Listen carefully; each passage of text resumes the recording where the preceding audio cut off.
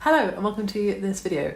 My name is Rhianna and I like making videos about books and writing and those sort of things.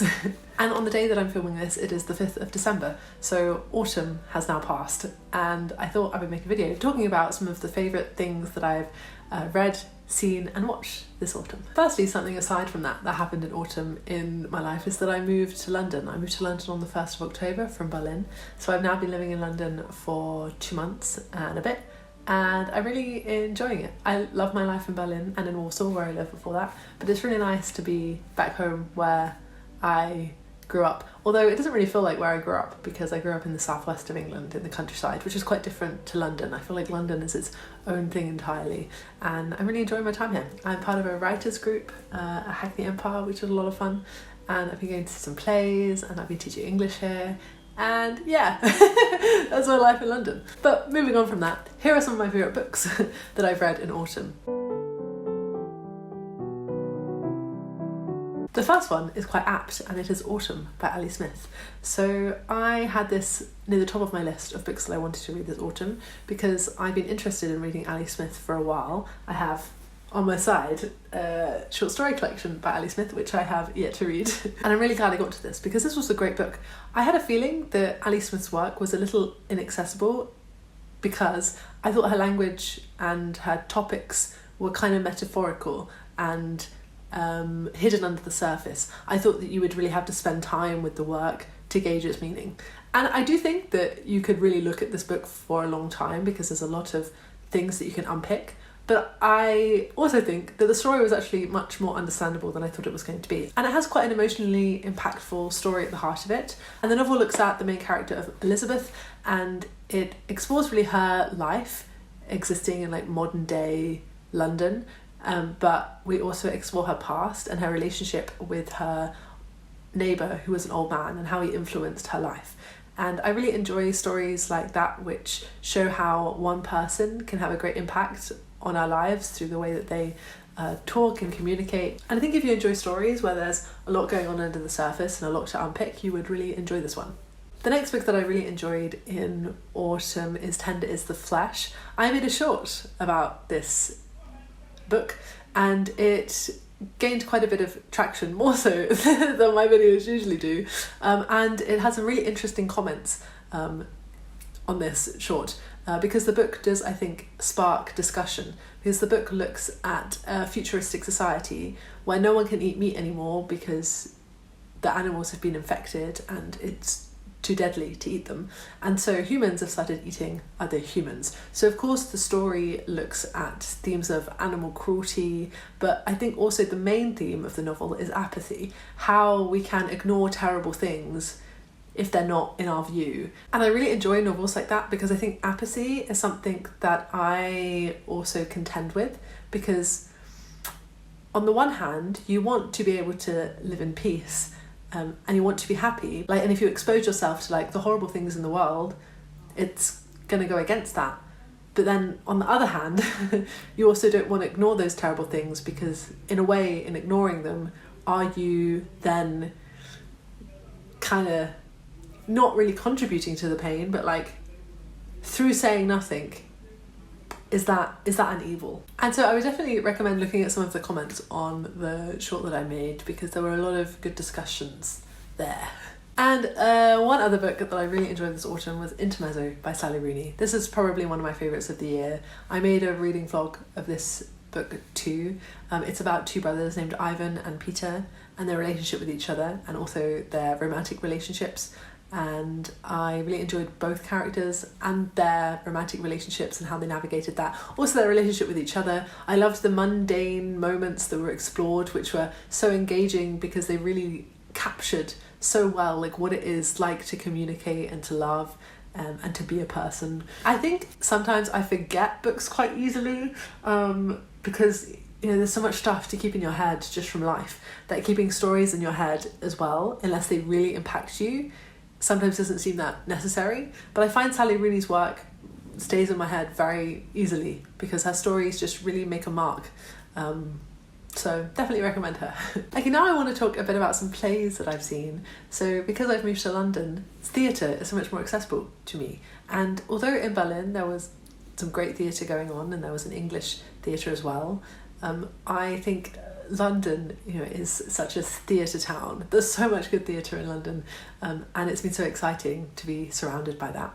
And so I saw 2 really good plays recently. One of them is Roots by Arnold Wesker at the Almeida Theatre, which stars some familiar faces, which you may know from the Lord of the Rings TV series. Also Billy Howe, I think, is a great actor. And Roots is about the countryside versus the city. It's about a young woman trying to find her voice and her own opinions as well, during a time when women really weren't encouraged to have their own opinions. And it is set mainly in one location. I mean, sometimes they change houses, but it really is set like in one place. And so it's kind of like a bit of a kitchen sink drama. And as a consequence, maybe it does feel a bit heavy on dialogue and doesn't necessarily feel like the narrative is really driving forward in some places, I felt, because there's not really high stakes. And sometimes I think the dramatic tension was suffering because of that. But I think that the play has a lot to say, and I think the third act in particular was very impactful, because in that scene I think tension was done really well. The tension really builds and builds until the last scene, and then the lights go out and audience applause. Another play that I watched is Witness for the Prosecution, which is an Agatha Christie play, and you can see this in London at London's County Hall, which is an old courthouse.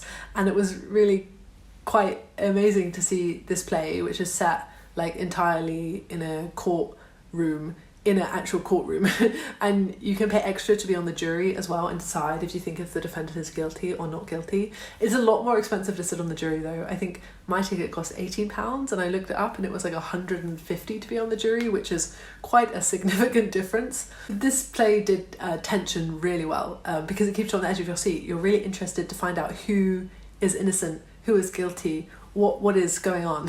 And I did make a short about this, and I got a comment that said I'd rather watch the final hours of a dying light bulb, which is kind of funny but also kind of sad. Plays are fun, mysteries are fun. Anyway, okay, finally I wanted to talk about a few films that I saw in autumn that I really enjoyed, one of which has become one of my new favourite films, and it is the film Frances Ha. This is a film starring Greta Gerwig as Frances. It is written by Noah Baumbach, and I love the style of this. It's quite naturalistic but also pretty funny, and is about a young woman, I think she's 27, which is the age I am now, and she's trying to navigate life in New York. She struggles with her rent and her relationships and her friendships, and I think if you're in your 20s, 30s, I mean any age, I guess, any adult age, it's quite easy to relate to her struggles because they're quite universal. And I really liked how a female friendship was at the centre of this story, not a romantic one, because that was really quite beautiful to see. I also watched Requiem for a Dream this autumn, and I find that Darren Aronofsky films are a bit hit or miss for me. I really enjoyed Black Swan, but some of his other work, like Mother, I just found a bit aggressive and sickening. And I thought maybe I'd find Requiem for a Dream the same, but I thought this was really impressive. This film is primarily about addiction. All the characters within it are addicted to something. So Jared Leto and Jennifer Connelly are addicted to drugs, but we also follow Jared Leto's mother, who is addicted to chocolate, and then as a consequence, because she wants to lose weight, she becomes addicted to diet pills. And her story was really the most interesting for me, but I think they all worked really well together because the scenes change really quickly and give the film a really fast pace, which I think is kind of what it can be like to become addicted to something. Like, it happens maybe slowly at first, but then suddenly you're like running down the hill and you can't stop it and you're addicted now. And I think it really acts as a warning against any form of addiction, because all the characters by the end end up in awful positions, and their lives have just been ruined by their addiction. And so I think it has a really important message at its heart. At times it's really difficult to watch because there's some really dark and adult scenes within the film, but a really well done film. And also, I don't even mention Wicked. So Wicked came out. I saw Wicked in the West End when I was a teenager, and I thought it was amazing. And so it was so fun to go and see it in film form. and I had such a fun time. And again, like Frances Ha, even though the films are really different, I think what really makes Wicked shine is the female friendship at the heart of it, and the defying gravity moment at the end of the film. Wow, so good. And so those are some things that I've read, seen and watched this autumn. Let me know, how was your autumn? And I hope to see you in another video soon. I'm gonna make my top books of the year soon. So thank you very much for watching, and I'll see you in another video soon. Bye bye.